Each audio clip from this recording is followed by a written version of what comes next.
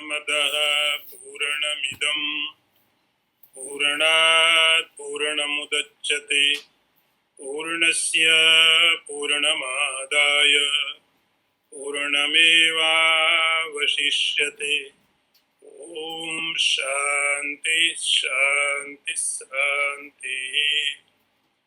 शंकरं शंकराचार्यं केशवं वादरायणं सूत्रभाष्यकृतौ वन्दे भगवन्तौ पुनः पुनः।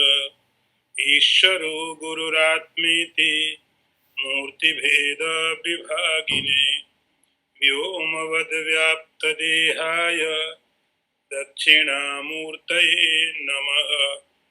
ओम शांति शांति शांति।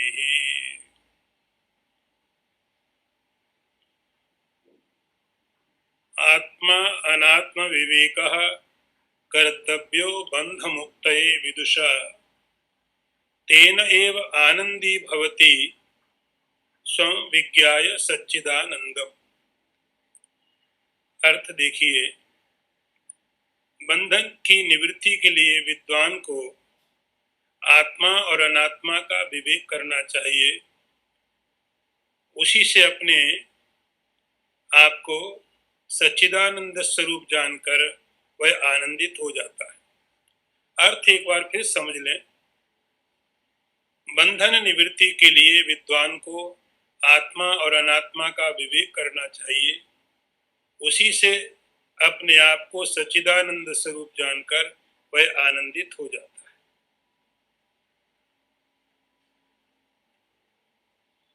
अभी तक ये बताया बंधन क्या है।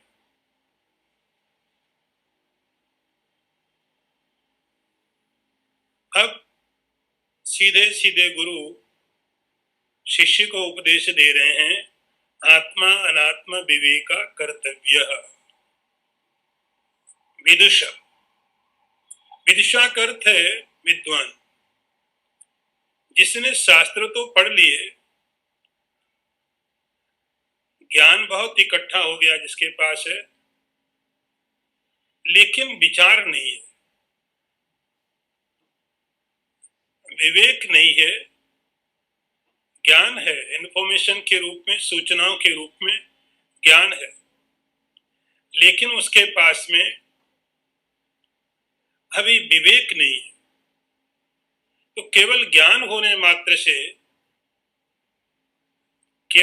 होने मात्र से वहां पर बंधन की निवृत्ति नहीं संभव है। तो उसको निवृत्त करने के लिए उस साधक को, उस विद्वान को आत्मा अनात्मा का विवेक करना चाहिए। विवेक, यहां से ये आपको समझना पड़ेगा कि आध्यात्मिक जीवन की शुरुआत यहां से।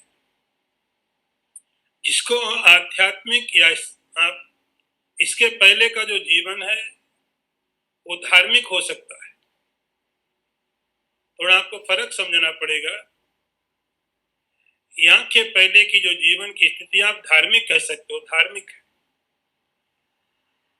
धर्म के लिए काम कर रहा है, चित्त की शुद्धि होगी, शास्त्रों का अध्ययन कर लिया।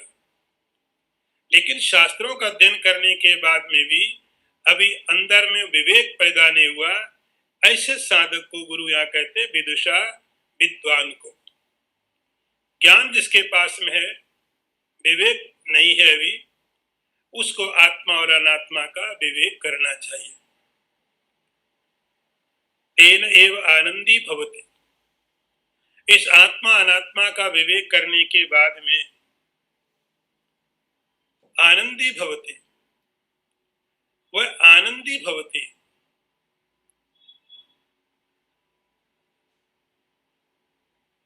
आनंदित हो जाता है। आपके बात समझ में आनी चाहिए। आनंद तो अभी हमको मिलता है, लेकिन अभी जो हमको आनंद मिलता है वो आनंद कैसा होता है? हम अलग होते हैं और आनंद अलग होता है। कभी आनंद आता है, कभी चला जाता है। जीवन में कुछ अच्छी चीजें हुई आप बड़े सुखी हुए, वो आनंद आया और आपने अनुभव किया, आनंद आया और आनंद चला गया, अब दुख के दिन आ गए। तो आनंद का आना भी आपने देखा, आनंद का जाना भी आप अनुभव कर रहे हैं। ये दोनों परिस्थितियां जब हुई, ये आनंद आपका आनंद नहीं है, ये आनंद क्षणिक है, आनंद आया और चला गया।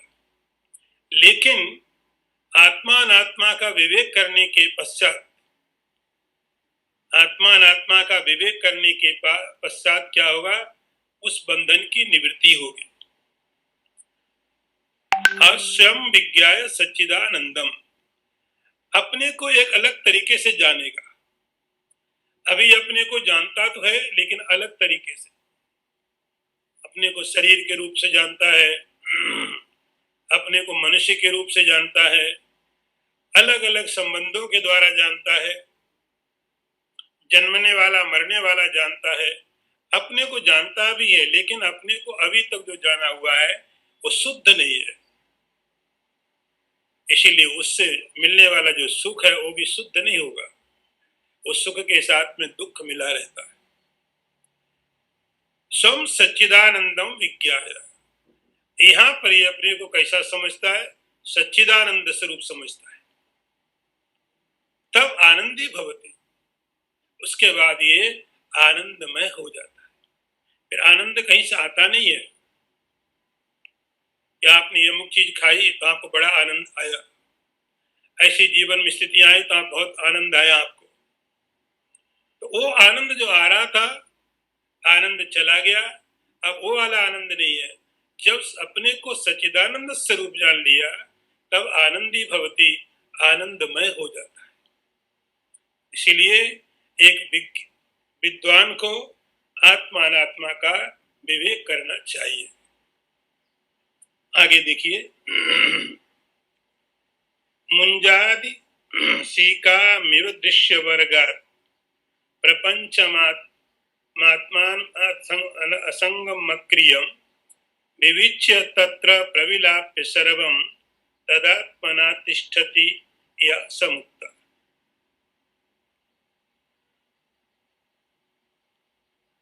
अर्थ देखिए, जो पुरुष अपने को असंग अक्रिय प्रत्येक आत्मा को मुंज में से सीख के समान दृश्य वर्ग से पृथक करके तथा उसी सबका उसी में लय करके आत्मभाव में स्थित रहता है, वही मुक्त है। अर्थ फिर समझिए, जो पुरुष अपने असंग अक्रिय प्रत्येक आत्मा को मुंज में से सीख के समान दृश्य वर्ग से पृथक करके तथा सबका उसी में लय करके आत्मभाव से स्थित रहता है, वही मुक्त है। अब गुरु इसी बात को आगे कह रहे हैं, एक दृष्टांत दिया, ये दृष्टांत आपको पहले समझना पड़ेगा। पुराना दृष्टांत है, यहाँ लिखा है तो आपको पुराना दृष्टांत भी समझना पड़ेगा। मुंजादि सीका मिव दृश्य वर्गा, एक मूंज की घास होती है जिससे रस्सी बनती है। तो किसान क्या करता है, उसका जो पेड़ होता है 5-6 फुट का होता है, वो 5-6-7 फुट का जो उसका होगा उसको काट देता है। काटने के बाद उसको कुछ समय के लिए पानी में रख देना पड़ता है, पानी में पड़ा रहेगा। तो धीरे धीरे पानी में पड़े रहने के कारण उसकी जो सीख है, जो उसके अंदर की डंडी है और उसके ऊपर जो उसका छाल लगा है, वो दोनों धीरे धीरे अलग हो जाते हैं। तो पहले दोनों इकट्ठे थे, उस छाल को आप सीख से अलग करने जाओगे तो नहीं होगा, टूट जाएगा, ये अलग नहीं होगा। तो उसकी प्रक्रिया है कि जब उसको काट दिया, काटने के बाद पानी में डाल दिया, कुछ दिनों तक पानी में पड़ा रहा, धीरे धीरे सड़ने लग गया। सड़ने के बाद वो जो अंदर की उसकी सीख है और ऊपर की जो उसकी छाल है वो दोनों अलग अलग हो जाते हैं। फिर वो किसान क्या करता, उन दोनों को निकाला, अंदर से पानी में से निकाला और सीख को बीच में से तोड़ दिया। जैसे बीच में से तोड़ा तो सीख अलग हो जाती है, उसकी जो लकड़ी अलग हो जाती है और उसका जो छिलका अलग हो जाता है। दोनों अलग अलग हो जाते हैं और दोनों को उपयोग करता फिर वो जो छिलका है उसकी रस्सी वगैरह बना लेता है, जो लकड़ी है वो लकड़ी के हिसाब से काम में ले लेता है, दोनों का उपयोग करता है। तो मुंजाद शीख ये हुआ यहाँ का दृष्टांत। ये शुरू में दोनों मिले हुए होते हैं। आप ऐसे समझे जैसे आपको किसी ने गिफ्ट का पैकेट भेजा और उसमें बहुत कीमती डायमंड आपको भेज दिया, तो कैसे आपने उसको खोलना शुरू किया, एक कवर हटाया, दूसरा हटाया, तीसरा हटाया, चौथा हटाया, पांचवे में जाके आपको डायमंड मिला। तो आपने उस सारे के सारे कवर हटा दिए और अंदर उसमें से डायमंड निकाल दिया। यहाँ मुंजाद शीख का दृष्टांत दिया गया है। इसी प्रकार से जो आपका अपना स्वरूप है दृश्य वर्ग में समा गया है। दृश्य वर्ग का अर्थ जो दिखाई पड़ता है, जिसको आप अनुभव करते हो, जिसका आप चिंतन करते हो, जो आप अनुभव करते हो, देख रहे हो, चिंतन करते हो, वह सब दृश्य वर्ग में चला गया और उस दृश्य वर्ग के साथ में आपका जो अपना स्वरूप वो भी उसी में जाके मिल गया। तो आपका स्वरूप भी उसी में जाके मिल गया। अब भेद खत्म हो गया कि मैं कहाँ हूं और जगत कहाँ है। भेद खत्म हो गया, मैं कहाँ हूं और जगत कहाँ है, दोनों मिलकर के एक जैसे हो गए। पता ही नहीं चलता जगत कहाँ शुरू है कहाँ खत्म है, मैं कहाँ हूं मैं कहाँ खत्म। ये तादाद में इतना ज्यादा अंदर चला गया है, ये तादाद में इतना ज्यादा गहरा हो गया है कि उन दोनों के अंदर जो भेद था वो भेद खत्म हो गया। तो दृश्य वर्ग के अंदर में, दृश्य वर्ग में आपका जो अपना स्वभाव है, आपका जो अपना अस्तित्व है, वो उस दृश्य वर्ग के अंदर संसार में चला गया। शरीर को आपने देखा, तो शरीर तो दिखाई पड़ता है, तो शरीर और आत्मा दोनों इकट्ठे मिलकर दिखाई पड़ रहे हैं। तो ये जितनी कल्पनाएं हैं दृश्य वर्ग का अर्थ जो देखा जाए, आंख अलग, दृश्य अलग, दृष्टा अलग। लेकिन जब दृश्य और दृष्टा का भेद खत्म हो गया, दोनों एक रूप जैसे हो गए, उस समय क्या करना गुरु कहते हैं, प्रत्यंचम आत्मानम असंगम। अपने आत्मा को उससे प्रत्यंचम अलग करो, आप निकालो उसमें से अपने आप को। आपकी जो आत्मा है, आपका जो स्वरूप है, जो आपका स्वरूप इसके साथ में एक रूप हो गया है, उसको वहां से निकालो, जो दृश्य वर्ग के साथ एक जैसा हो गया है। प्रत्यंचम माने खींच लेना। तो दृश्य वर्ग के अंदर में जो चीजें दिखाई पड़ती हैं, उन चीजों के साथ में आपका स्वरूप और उन चीजों में फर्क ही नहीं पता चल रहा। दृश्य वर्गात, उस समस्त दृश्य वर्ग के अंदर से आत्मानम प्रत्यंच, अपने आत्मा को वहां से आप निकालिए, निकालिए।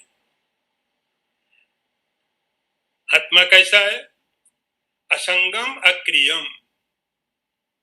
आपका जो स्वरूप है असंग है, किसी के साथ में भी कभी भी, भले ही वहां पर दिखता है आपको लेकिन मिलता नहीं है।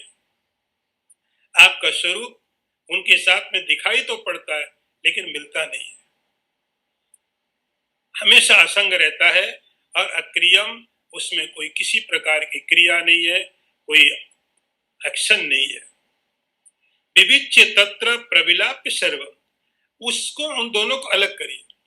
दृश्य अलग है, दृष्टा अलग है, इन दोनों को अलग करके प्रविलाप्य सर्वम, और सारे के सारे संसार को जो कुछ भी है सबको उस आत्मा के अंदर में समाहित कर दीजिए। एक प्रक्रिया ध्यान की है। साधक को किस प्रकार का मेडिटेशन इस आध्यात्मिक साधक को करना है। करना कुछ नहीं है, केवल समझना है। ये काम कर, क्रिया का कोई काम नहीं यहाँ पर है, आपको केवल समझना है, साधक को समझना है। विविच्य तत्र प्रविलाप्य सर्वम, तो पहले आत्मा और अनात्मा जो दृश्य वर्ग में आत्मा मिल गया है उसको वहां से आप निकालिए। उसको निकालने के बाद जो दृश्य वर्ग पड़ा हुआ है सब, उस सब को उसी के अंदर में समा दीजिए। सब उसी में है, सब का सब उसी में है। अभी आपका विचार हमारा क्या है कि हमारा हम शरीर के अंदर है और हम कहीं नहीं है, और हमारी कोई सत्ता कहीं नहीं है, हम केवल इस शरीर के अंदर है। इतना ही बस हमारा होना है, इस शरीर के अंदर ही हमारा होना है। तो ये जो अज्ञान है इसको हटा करके, तो पहले तो आपने क्या किया, आत्मा को इसमें से निकाला। दृष्टा अलग है, दृश्य अलग है। अब दृष्टा तो असंग है, अक्रिय है, तो जो जितना दृश्य है इस समस्त दृश्य को क्या करना है, आत्मा में डाल दीजिए। सब का सब आत्मा में ही है। विविच्य तत्र प्रविलाप्य सर्वम, ये सब आपको विचार के द्वारा एक तरह का ध्यान की प्रक्रिया ही है, एक तरह का मेडिटेशन है। आप पूरे के पूरे दृश्य वर्ग को, जो कुछ भी है जड़ के रूप में दिख रहा है आपको, चेतन के रूप में दिख रहा है, वह सब का सब आप अपनी आत्मा, जिसको अपनी आत्मा आप कहते हो, उसी में डाल दीजिए। सब उसमें है, कुछ उससे अलग नहीं है, उससे अलग किसी की कोई सत्ता नहीं है, उससे अलग किसी का कोई अस्तित्व नहीं है, वही है। सब मेरे अंदर में है। तदात्मना तिष्ठति यह समुक्ता, जो इस रूप से आत्मभाव से रहता है। अभी हम रहते के शरीर के भाव से, हम शरीर के भाव से रहते हैं, मैं शरीर हूं, ये भाव रहता है, इसके साथ मैं हूं। मैं मनुष्य के भाव में स्थित हूं, मैं मनुष्य हूं, मैं सन्यासी हूं, मैं गृहस्थ हूं, स्त्री हूं, मैं पुरुष हूं, मैं बच्चा हूं। तो ये जो भाव है, इन समस्त भावों को खत्म करके तदात्मना तिष्ठति, आत्मभाव से समस्त चीजें आई और आपने प्रविलाप कर दिया, सब चीजों को हटा दिया। हटाने के बाद जो बचता है, मैं आत्मभाव से, कहीं कुछ करना नहीं है। शरीर जैसे काम करता वैसे ही काम करेगा, आंखें जैसे देखती वैसे ही देखेंगे, कान जैसे अभी सुनते सब कुछ वैसे होगा, लेकिन आपका भाव बदल जाएगा। आपका भाव बदल गया, सब मुक्त, बस मुक्त हो गए। इतनी सी बात है, इतनी सरल चीज है, इतना आसान काम है, सब मुक्त, उसी को मुक्त बोलते हैं। और वो जो बंधन था, आप पहले वाले श्लोक में लिखा था बंध मुक्त है, तो बंधन अब छूट गया। जो बंधन होता है लिमिटेड, बंधन का अर्थ है कि आपको सीमित कर दिया जाए। तो समस्त सीमाएं आपने हटा दी और अब आप समस्त सीमाओं से बाहर होके सब कुछ आपके अंदर में आ गया, सा मुक्ता, उसी को मुक्त बोलते हैं। तो यहां तक गुरु ने यह बताया कि विद्वान को आत्मा अनात्मा का विवेक करना चाहिए। विचार करने का परिणाम होगा कि आत्मा को समस्त जहां पर मिला वहां से निकाल करके और सबको उस आत्मा में लीन करके आत्मभाव से स्थित हो जाए। शुरू कहां से करना है? अब अगला मंत्र देखिए।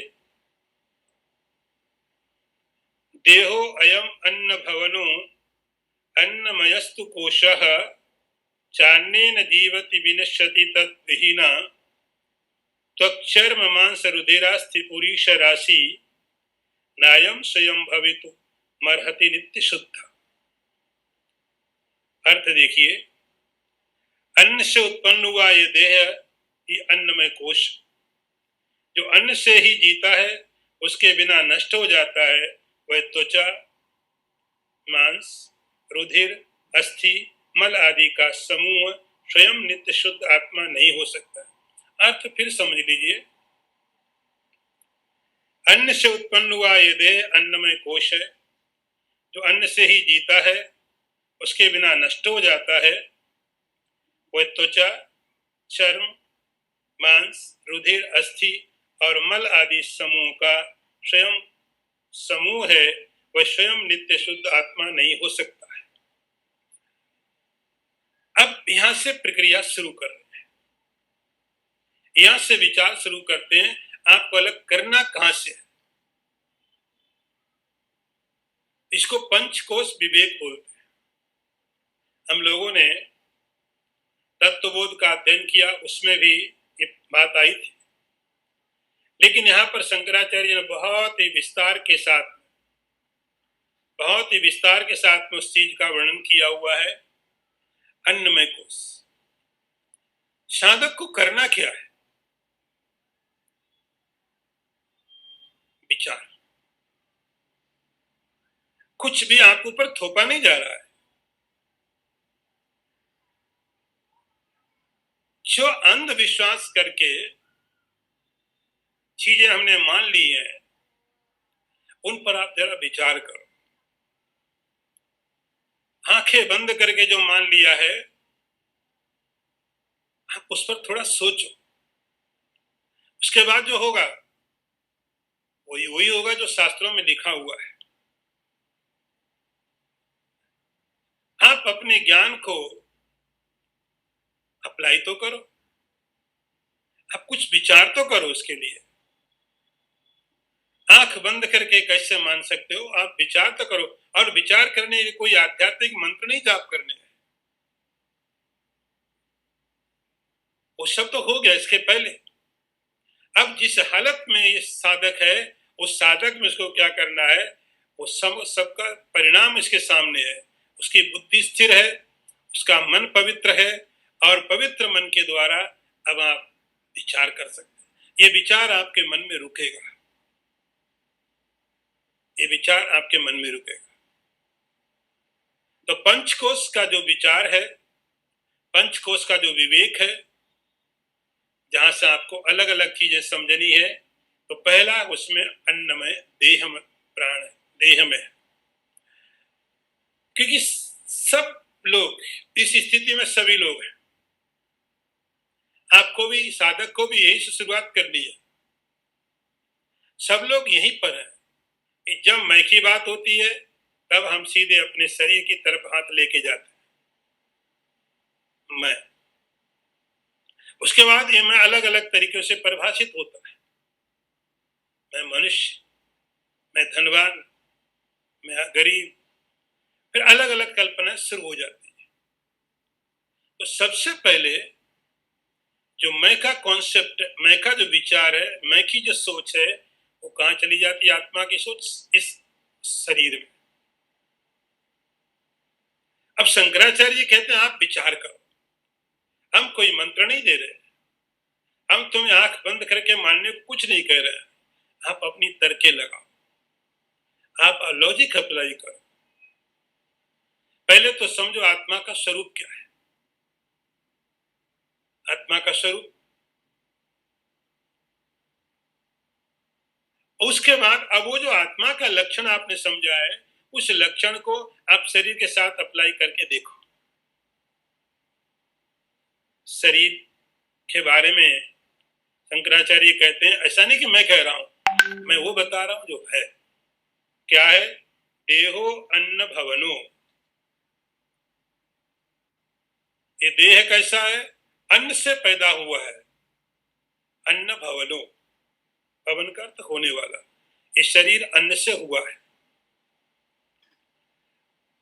अन्नमयस्तु कोशा, इसका नाम है अन्नमय कोश। अन्न से ही जीवित रहता है, और यदि इसको अन्न नहीं मिले तो ये मर जाता है, खत्म हो जाता है। एक इसका पहलू ये विचार करने के लिए आपके पास एक विचार करने का पहलू ये है कि शरीर कैसा? अन्नमय, अन्न से उत्पन्न हुआ है। अब आप शरीर के बारे में आंख बंद करके जो मान के बैठे हैं, आप उस पर विचार करके देखो कि आपकी मान्यताओं में कितनी सच्चाई है। आप पहले शरीर पर विचार करके देखो, शरीर हुआ कैसे, अस्तित्व में कैसे आया। अन्नमय, अन्न भवना, अन्न से पैदा हुआ है। माता पिता ने अन्न खाया और अन्न के कारण जिसका बीज पैदा हुआ, अन्न के कारण वो गर्भ में गया। बहुत शुरुआत की स्थिति में था वो शरीर, धीरे धीरे बड़ा हुआ और बड़ा हुआ। वहां पर भी ये बड़ा होते होते भी माता के द्वारा खाने की चीजें प्राप्त करता रहता है। अन्न भवना, अन्न से उत्पन्न हुआ। तो जब आप इसको डीप से सोचो, गहराई से सोचो कि कहां से आया, कहां से, इसका अस्तित्व कहां से हुआ, तो मालूम पड़ेगा अन्न से। माता पिता ने अन्न खाया, उस अन्न के कारण बीज तैयार हुआ, बीज से ये धीरे धीरे गर्भ में जाकर के अभी बड़ा होने लग गया। तो इसका कारण क्या? अन्न है, इसलिए इसका नाम रख दिया अन्नमय। अन्नेन जीवति, बहुत सीधी सीधी बात है, इसमें कोई शास्त्र की बात थोड़ी, कोई गहरी बात नहीं है। इसका जीवन अन्न पर है। आप अन्न खिला रहे हो, जीवित है। विनश्यति तद्विहीना, और अन्न खिलाना बंद कर दो, अन्न देना बंद कर दो, खत्म हो जाएगा।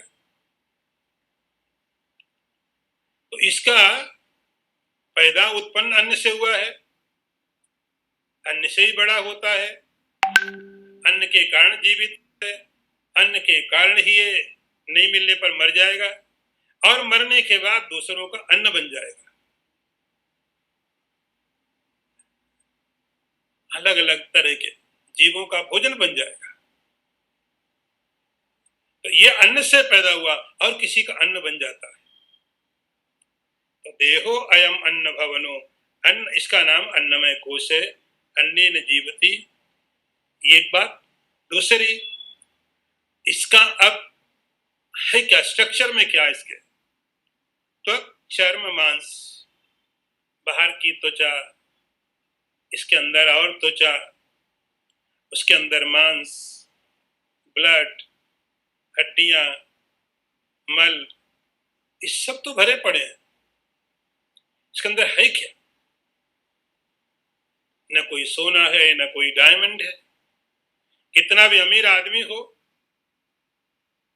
कितना भी शुद्ध सात्विक हो, कितना बड़ा भी सन्यासी, महात्मा, विद्वान हो, ज्ञानी हो, सबके शरीर के सब चीजें तो वैसी, बदलेगा नहीं उसका। सबका शरीर वैसे ही होगा। त्वचा होगी, चर्म होगा, मांस होगा, रुधिर होगा, हड्डियां होगी, और क्या होगा? ये इसके अंदर की सब चीजें हैं। शंकराचार्य कहते अब आप विचार करो, आपके ऊपर छोड़ दिया। नायम स्वयं भवे तुम अर्हति नित्य शुद्ध। अब आप विचार करके देखो, इस प्रकार का जो शरीर है, क्या वह शुद्ध चैतन्य आत्मा हो सकता है? ना तो ये नित्य है, आत्मा तो नित्य है। दो चीजें यहां पर समझना, नित्य शुद्ध। आत्मा नित्य है, ये शरीर तो नित्य है नहीं। आत्मा शुद्ध है, इस शरीर में शुद्ध जैसी क्या चीज है? इस शरीर के अंदर शुद्धिकरण जैसी क्या, एक भी चीज ढूंढ के बताओ, एक भी चीज। जो बड़े कर्मकांडी पंडित हैं, वे लोग जब शौच जाते हैं, टॉयलेट जाते हैं, जाने के बाद आके स्नान करते हैं कि भगवान की पूजा के पहले यदि आप शौच चले गए, टॉयलेट गए, तो आपको नहाना चाहिए। और कुछ तो और ही ज्यादा है, यदि आप बाथरूम भी चले गए तो भी नहाना चाहिए। क्यों? कि कुछ तो ऐसा हो गया है जो अपवित्र था, कुछ तो ऐसा हुआ जो अपवित्र था, इसलिए कम से कम नहा लो, शुद्धिकरण हो जाएगा। तो ये अनित्य और अशुद्ध जो शरीर है, ये शरीर आत्मा कैसे हो सकता है? आप खुद सोचो, आप खुद विचार करो। ऐसा जो ये विचार करने का तरीका है, ये विचार करने का ढंग है कि आप ये देखो, शरीर क्या है? ये तो कोई आध्यात्मिक उपदेश नहीं, शरीर तो आपको पता है। और आपका आत्मा क्या है? इन दोनों को मिला कैसे सकते हो? ये दोनों एक कैसे हो सकते हैं? नायम स्वयं भवित्वरहति नित्य शुद्धा, यह शरीर आत्मा नहीं हो सकता है। अगला मंत्र देखिए,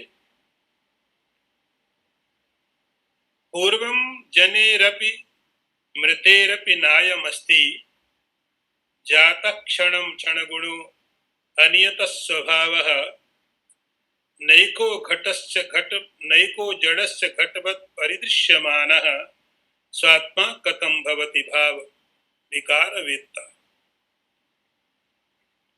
अर्थ देखिए, ये जन्म से पूर्व और मृत्यु के पश्चात भी नहीं रहता है। क्षण में जन्म लेता है, क्षणिक गुण वाला है और अस्थिर स्वभाव का है, तथा अनेक तत्वों का संघात है, जड़ और घट के समान दृश्य है, फिर भी ये भाव विकारों वाला जानने वाला आत्मा कैसे हो सकता है? अर्थ फिर समझिए, ये जन्म से पूर्व मृत्यु के पश्चात भी नहीं रहता, क्षण में जन्म लेता है, क्षणिक गुण वाला है और अस्थिर स्वभाव वाला है, तथा अनेक तत्वों का संघात है, जड़ और घट के समान दृश्य है, फिर यह भाव विकारों को जानने वाला अपना आत्मा कैसे हो सकता है? बहुत मजबूत विचार हैं, बहुत मजबूत थॉट है। बहुत ज्यादा आप ठीक से भी विचार करेंगे तो ये जीवन की आध्यात्मिक साधना के सबसे मजबूत पहलू है। यहीं से आपको, यहां से सही में आध्यात्मिक जीवन अब शुरू हुआ है। अभी तक धार्मिक चल रहा था, धर्म कर रहे थे, कर्मकांड कर रहे थे, तैयारी कर रहे थे, अभी तक सब तैयारी थी। अब तैयारी आपके काम आनी चाहिए। तो सबसे पहला विचार आप अन्नमय के ऊपर करते हैं। हर किसी को अन्नमय पर आत्मा होने के लिए ऐसा विचार है। शंकराचार्य कहते हैं आप विचार करो, पूर्वम जनेरपि, क्या जन्म के पहले शरीर था? यदि था तो जन्म कैसे लेगा? इसका अर्थ हुआ जन्म के पहले शरीर की कोई सत्ता नहीं थी, जन्म के पहले शरीर का कोई अस्तित्व था ही नहीं। पूर्वम जनेरपि, जन्म से पहले शरीर की कोई सत्ता नहीं, शरीर का कोई अस्तित्व नहीं। मृतेरपि नायम अस्ति, और मरने के बाद इसकी कोई सत्ता नहीं। जन्म के पहले भी नहीं था, मृत्यु के पश्चात भी नहीं है। बीच का जो कालखंड है, आप लिखते हो किसी व्यक्ति के बारे में सन 1912 में पैदा हो गया, 2018 में मर गया। बीच का जो कालखंड है, उस कालखंड के अंदर में शरीर की सत्ता मालूम पड़ती है। ना तो इसके पहले था ये, न इसके बाद में रहेगा। इसकी कोई सत्ता नहीं, जन्म के पहले नहीं है, मृत्यु के बाद में नहीं है। जातम क्षणम, क्षण में पैदा हो जाता है। जातम क्षणम, क्षण गुणों, और इसका एक गुण है, इसकी क्वालिटी है, हर एक क्षण ये खत्म होता रहता है। हर एक क्षण, क्षण गुणों, हर एक क्षण में मरता रहता है, हर एक क्षण में। अब हमको पता चलता कई सालों के बाद, लेकिन हर एक क्षण में, शंकराचार्य जी कहते हैं हर एक क्षण में ये क्षणिक, ऐसा नहीं कि 10 साल के बाद अचानक शरीर बदलेगा। कि 7 साल के बाद अचानक शरीर बदल जाएगा, 7 साल तक वही रहेगा और 7 साल के बाद अचानक शरीर बदल जाएगा। प्रति क्षण, हर एक मोमेंट में, हर एक क्षण में शरीर परिवर्तित हो रहा है। वो शरीर है ही नहीं जो आप पहले क्षण में था।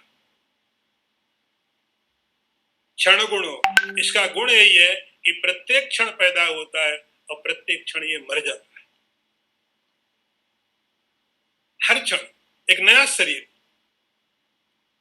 लेकिन हमको पता कब चलता, जब वर्षों बीत जाते हैं, तब मालूम पड़ता है ये तो बड़ा हो गया, अरे ये तो जवान हो गया, ये तो बूढ़ा हो गया, ये बड़ा हो गया, जवान हो गया, बूढ़ा हो गया। एक दिन में आज नहीं हुआ है, एक दिन में नहीं हुआ, एक घंटे में नहीं हुआ, एक मिनट में नहीं हुआ।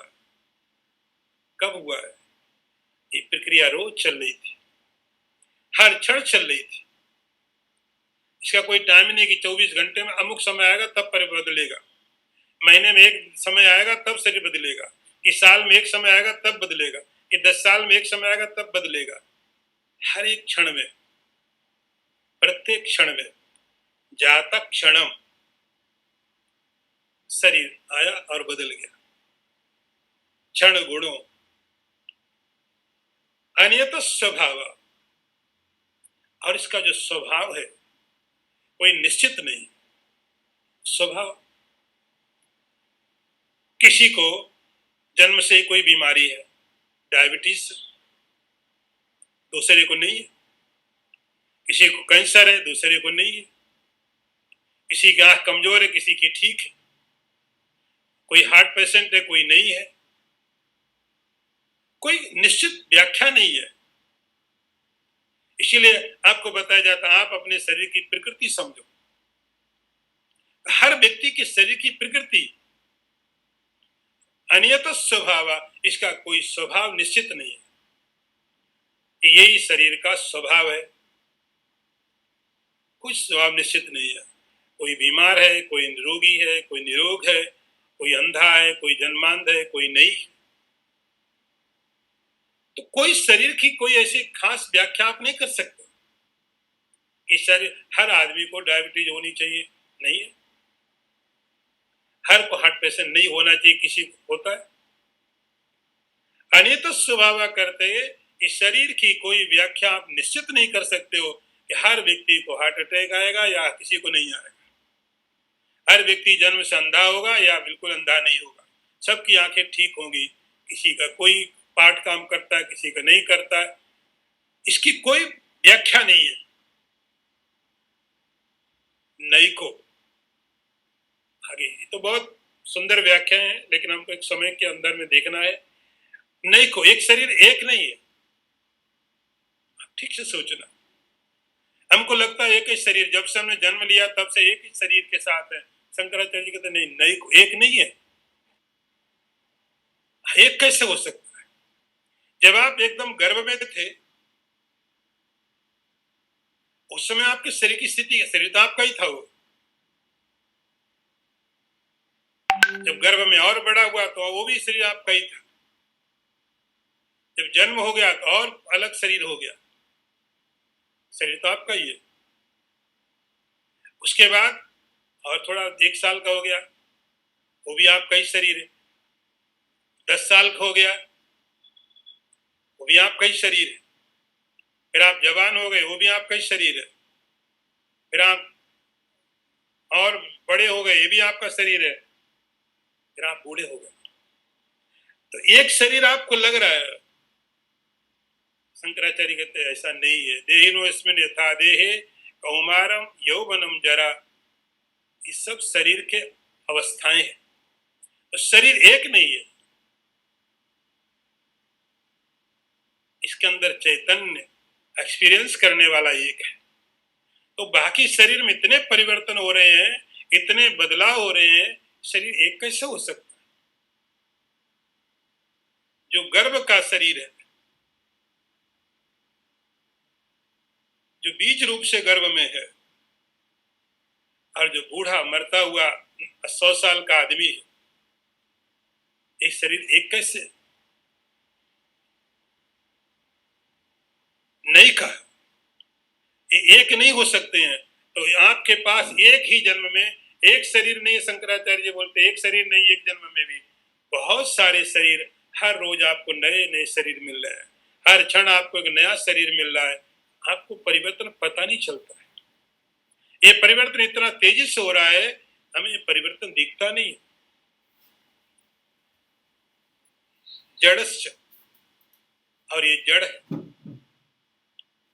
जड़ संवेदना शून्य, जैसे पत्थर की तरह। तो आपको कोई संदेह नहीं होना चाहिए, शरीर आपका जड़ है कि चेतन, तो जड़ लिखा है। तो आपको जो भी एक्सपीरियंस होता है, जो भी आपको ज्ञान होता है, शरीर को नहीं होता। आप रात को सोए हैं गहरी नींद में, वो मच्छर काट के गया, आपको क्यों नहीं पता चला? काटा शरीर को, लेकिन जो अनुभव करने वाला था वो भी नहीं यहाँ पर है। शरीर तो है, काटना भी हुआ है, दर्द भी हुआ था, चुभोने से जो दर्द होता है वो हुआ था, लेकिन उसका अनुभव करने वाला नहीं था। शरीर तो है। आप एनेस्थीसिया किसी को दे देते हो और उसके बाद में ऑपरेशन होता है, और अभी तो ऐसा कि किसी को लोकल एनेस्थीसिया दे दिया, उसी को बोला जाता तुम अपना ऑपरेशन देखो। तो शरीर तो कट रहा है और वो देख भी रहा है, लेकिन अनुभव नहीं हो रहा है। तो अनुभव शरीर में नहीं होते हैं, क्योंकि शरीर जड़ है, जड़स्य घटवत परिदृश्य माना। और जैसे आप दूसरी चीजों को देखते हो, पत्थर को देखते हो, मकान को देखते हो, पेड़ को देखते हो, ऐसे खड़े शरीर को भी देखते हो। शरीर भी एक ऑब्जेक्ट है। मेरा शरीर, मेरा शरीर, तो आप शरीर को देखा करते हो, ये मेरा शरीर है, ये मेरा घड़ा है, ये मेरा घर है, मेरा टेबल है, मेरी कुर्सी है, मेरी पुस्तक है, ऐसे मेरा शरीर है। तो ये दृश्य हो गया, घटवत परिदृश्य माना, घड़ी की तरह दिखाई पड़ने लगता है, ऑब्जेक्ट है ये। विचार करके देखो, इस शरीर के अंदर ये सब चीजें हैं, आत्मा कैसे होगा? कथम भवति स्वात्मा, ये आत्मा कैसे हो सकता है? क्योंकि भाव विकार वेदता, जो आत्मा है वो भाव सब चीजों को जानने वाला है, सब चीजों को जानने वाला। आप ऐसे समझिए, जब आप बहुत ही बचपन में थे, आपके साथ कोई घटना घट गई, बहुत सी चीजें आप भूल सकते हो, लेकिन कोई बहुत बड़ी घटना हो गई। आपकी उम्र 5 साल की थी, शरीर अलग था,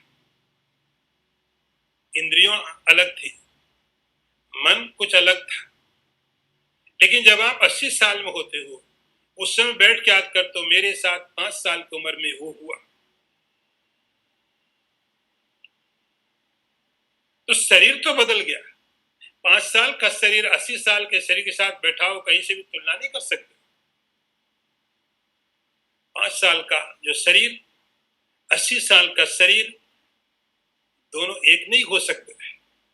लेकिन अंदर जो विचार करने वाला है कि जब मैं 5 साल का था तो मेरे साथ ऐसा हुआ था, यदि वो भी बदल जाता तो ये नहीं कहता 5 साल का जब मैं था तो मेरे साथ ऐसा हुआ। तो जो अनुभव करने वाला वो एक है, भाव विकार वेदता। तो समस्त भावों को, समस्त विचार विकारों को जानने वाला, कि जब मैं बहुत छोटा था तो ऐसा करता था, जब मैं जवान था तो मैं ऐसा करता था, जब मैं मुमताज में गया तो ऐसा करता था, जब मैं वहां था तो ऐसा करता था। तो परिस्थितियां बदली, विकार बदले, स्थितियां बदली, लेकिन अब जो अनुभव करने वाला व्यक्ति है वो नहीं बदला, सब वही रह गया। कथम स्वात्मा भवति। अब आप विचार करके खुद देखो कि ऐसा शरीर, आत्मा कैसे हो सकता है? आत्मा कथम भवति, शरीर के ये गुण आपको अलग बता दिए गए, आत्मा की ये बता दिए गए। तो ये शरीर आप आत्मा के साथ एक कैसे समझ सकते हैं? अगला मंत्र देखिए, पाणिपादादिमान देहो नात्मा व्यंगेपि जीवनात् तत्तत् शक्तिरनासाच्च न नियमो नियामकः। और विस्तार से समझिए, ये हाथ पैरों वाला शरीर आत्मा नहीं हो सकता है, क्योंकि उसके अंग भंग होने पर भी अपनी शक्ति का नाश न होने के कारण पुरुष जीवित रहता है। इसके सिवा जो शरीर स्वयं शासित है वह शासक आत्मा कभी नहीं हो सकता है। अर्थ फिर समझ लीजिए, ये हाथ पैरों वाला शरीर आत्मा नहीं हो सकता, क्योंकि उसके अंग भंग होने पर भी अपनी शक्ति का नाश न होने के कारण पुरुष जीवित रहता है। इसके सिवा जो शरीर स्वयं शासित है वह शासक आत्मा कभी नहीं हो सकता। और विस्तार से देखिए, और उसको शंकराचार्य जी ने अच्छी तरह विस्तार पूर्वक बताया कि आप समझने की कोशिश करिए, ये आत्मा शरीर आत्मा नहीं हो सकता। ये सब विचार करने की पद्धति है, आप ऐसे और अपनी तरफ से विचार कर सकते हो, आप और भी सोच सकते हो, लेकिन आपको कुछ पैटर्न, कुछ तरीका दे दिया शंकराचार्य जी ने सोचने के लिए। आप शरीर के बारे में और देखो क्या है। शरीर पाणिपादादिमान, शरीर क्या है? एक चीज नहीं है, ये संघात है। संघात का अर्थ समुदाय। ये शरीर एक चीज नहीं है, ये समुदाय है। समुदाय किसका समुदाय है? पाणिपादादिमान। इसमें हाथ लगे हुए हैं, इसमें पांव लगे हुए हैं, दूसरे दूसरे अंग लगे हुए शरीर के अंदर। हाथ जोड़ दिया, उसमें पांव लगा दिया, सिर लगा दिया, ये लगा दिया, ऐसे लगा करके एक संघात बना दिया, जिसको आप शरीर बोलते हो। एक अस्तित्व नहीं है। पाणिपादादि मान देह, तो बहुत सारे अंगों को लगाने के कारण हाथ लगा दिए, पांव लगा दिए, हाथों में उंगलियां लगा दी, ये सब अवयव लग गए और उन अवयवों के कारण एक समुदाय तैयार हो गया, समूह तैयार हो गया। तो शरीर कोई एक अस्तित्व नहीं है, शरीर एक संघात है, एक भीड़ है, एक असेंबली है, क्राउड है। इसमें से क्या होता है? व्यंगे भी जीवनात्, उसमें से कभी एक पार्ट चला भी गया, किसी का हाथ कट गया तो भी जिंदा रहता है, किसी का पांव कट गया तो भी जिंदा रहता है, क्योंकि समुदाय है। व्यंगे भी जीवनात्, व्यंगे मतलब उसमें से हट जाए, किसी का हाथ कट गया, उंगली कट गई, पांव कट गया तो भी, क्योंकि समुदाय है, उस समुदाय का एक पार्ट चला गया, समुदाय अपना काम करता रहता है। 1000 लोगों की भीड़ है, उसमें 10 लोग चले जाए तो भीड़ अपना काम फिर भी कर रही है। तो भीड़ जो थी जो संघात है, समुदाय है, ऐसे ही शरीर एक समुदाय है। शरीर एक कोई एक सत्ता नहीं है। पाणिपादादि मान देहो, एक सत्ता नहीं, एक अस्तित्व नहीं है, अलग अलग अस्तित्व इसमें काम कर रहे हैं। इसलिए व्यंग्योपि जीवनात्, उसमें से एक अंग का नाश होने पर भी, एक अंधा होता है, आंखें चली जाती हैं, धीरे धीरे रहने लगता है। एक शक्ति चली गई फिर भी जीवित है। तत्शक्तिरनासाच्च, तो उस शक्ति का नाश होने पर भी, एक अंग का नाश होने पर भी उसके अंदर जो शक्ति है वो खत्म थोड़ी हुई, अभी जीवित है। हाथ कट गए तो भी जीवित है, पांव कट गया तो भी जीवित है। एक एक अंग के जाने के बाद में भी ये जीवित रहता है। और एक बात, ना नियमो नियमो न नियामक। इस शरीर क्या है? दो चीजें। एक तो वो था शासन करने वाला, एक शासित होने वाला। ये जो शरीर है वो शासित, शासन जिसको किया जाता है, आप आदेश देते हो। नियम में नियामक, कंट्रोलर एंड कंट्रोल्ड। तो आत्मा, शरीर क्या है? शरीर आपका नियामक नहीं है, शरीर आपके द्वारा नियमित है। आप शरीर को अनुशासित करते हो, आप शरीर को ठीक करते हो। शरीर आपका कहना मानता है, मानना चाहिए। और आत्मा सबका अनुशासक है। तो शरीर का जो तरीका है वो शरीर नियम में है, जिसको शासन किया जाता है। तो सारी आध्यात्मिक धर्म की जो साधनाएं हैं वो शरीर को शासन के साथ तो शुरू होती है। सत्य बोलो, मन कर रहा है झूठ बोलने का, लेकिन नहीं, आप कंट्रोल करते हो। तो सारे आध्यात्मिक साधनाएं, सारे के धर्म के रास्ते या अच्छे रास्ते, जब आपका शरीर कहीं और जाना चाहता है आप उसको कंट्रोल करते हो। तो शरीर हमेशा ही नियमित होता है, जिसको संयमित किया जाए, और आप उसका संयमन करने वाले होते हो। तो आप नियमो नियामक। तो आत्मा हमेशा ही नियामक होती, नियामक मतलब नियंत्रण करने वाली। और शरीर कैसा होता है? जिसको आप नियमित करते हो, कंट्रोल करते हो।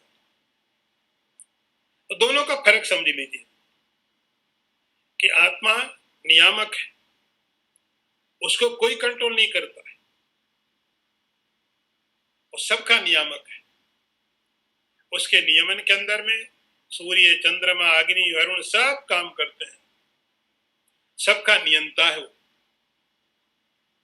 सबका कंट्रोलर है वो।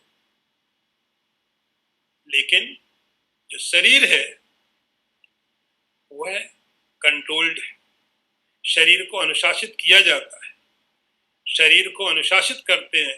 तो जो अनुशासक है वो अनुशासित कैसे हो सकता है? तो इस शरीर के ऊपर और विचार आप करेंगे तो मालूम पड़ेगा इस शरीर एक कोई एक एक अस्तित्व नहीं है, ये संघात है। आत्मा संघात नहीं है, आत्मा एक है। उसमें अवयव नहीं जुड़े आत्मा में कि आत्मा का एक हिस्सा निकल करके चला गया कहीं, आत्मा का दूसरा हिस्सा चला गया। आत्मा एक अस्तित्व है। शरीर हाथ पांव वाला है, अवयवों वाला है। इसीलिए एक एक अवयव जाने के बाद में भी जिंदा रहता है। शरीर नियमित होता है, आत्मा इसको नियमन करता है। दोनों एक नहीं हो सकते हैं। इस प्रकार से आप विचार करिए इसके ऊपर। तो शरीर के अंदर, शरीर में और आत्मा के अंदर जो भेद है, आपको इस तरह से उसको ढूंढना है कि शरीर अलग है और आत्मा अलग है। इन दोनों को इस प्रकार से विचार करिए। आज यहीं पर विराम लेते हैं। ओम पूर्णमदः पूर्णमिदं पूर्णात् पूर्णमुदच्यते पूर्णस्य पूर्णमादाय पूर्णमेवावशिष्यते। ओम शांति शांति शांति।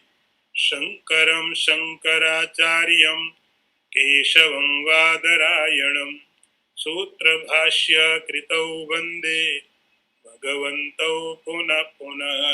ईश्वरो गुरुरात्मेति मूर्तिभेद विभागिने व्योमवद्व्याप्तदेहाय दक्षिणामूर्तये नमः। ओम शांति शांति शांति।